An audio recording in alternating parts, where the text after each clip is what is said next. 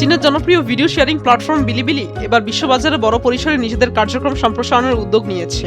বিশ্বজুড়ে ইউটিউবের একচ্ছত্র আধিপত্যকে চ্যালেঞ্জ জানাতে আন্তর্জাতিক সংস্করণের অ্যান্ড্রয়েড অ্যাপ নতুন করে উন্মুক্ত করেছে প্রতিষ্ঠানটি। একই সঙ্গে বিশ্বের বিভিন্ন দেশের ভিডিও নির্মাতাদের নিজেদের প্ল্যাটফর্মে টানতে শুরু করেছে তারা। নতুন এই উদ্যোগের ফলে বিলিবিলি অ্যাপ ব্যবহারের আগের করা নিয়মগুলো শিথিল করা হয়েছে। আগে চীনের বাইরে থেকে নিবন্ধনের ক্ষেত্রে পাসপোর্ট বা জাতীয় পরিচয়পত্র দিয়ে পরিচয় যাচাইয়ের বাধ্যবাধকতা ছিল। নতুন সংস্করণে সেই নিয়ম তুলে দেওয়ায় এখন বিশ্বের যে কোনো প্রান্তের ব্যবহারকারী সহজেই প্ল্যাটফর্মটিতে যুক্ত হতে পারবেন। তাদের আন্তর্জাতিক সংস্করণে চীনের জনপ্রিয় ভিডিওর পাশাপাশি অন্যান্য দেশের নির্মাতাদের কন্টেন্টও দেখা যাবে। অর্থাৎ বিশ্বজুড়ে ভিডিও নির্মাতাদের জন্য বড় একটি বৈশ্বিক প্ল্যাটফর্ম তৈরির চেষ্টা করছে প্রতিষ্ঠানটি।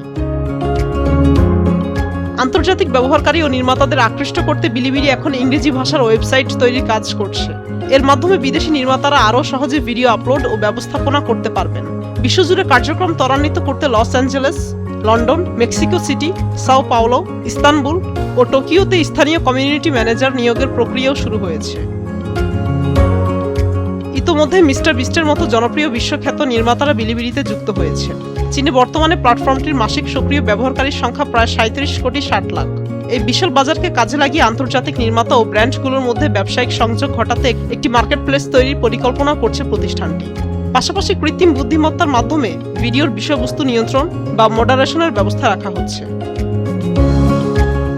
ইউটিউবের মতো শক্তিশালী প্ল্যাটফর্মের সঙ্গে প্রতিদ্বন্দ্বিতা করা বিলিবিলির জন্য সহজ হবে না বলে মনে করছেন প্রযুক্তি বিশেষজ্ঞরা। বড় চ্যালেঞ্জ হবে মানসম্মত ভিডিও নির্মাতা ও দর্শক ধরে রাখা। ইউটিউবের দীর্ঘদিনের আধিপত্যের বাজারে বিলিবিলি কতটা জায়গা করে নিতে পারে তা এখন সময়ের অপেক্ষা।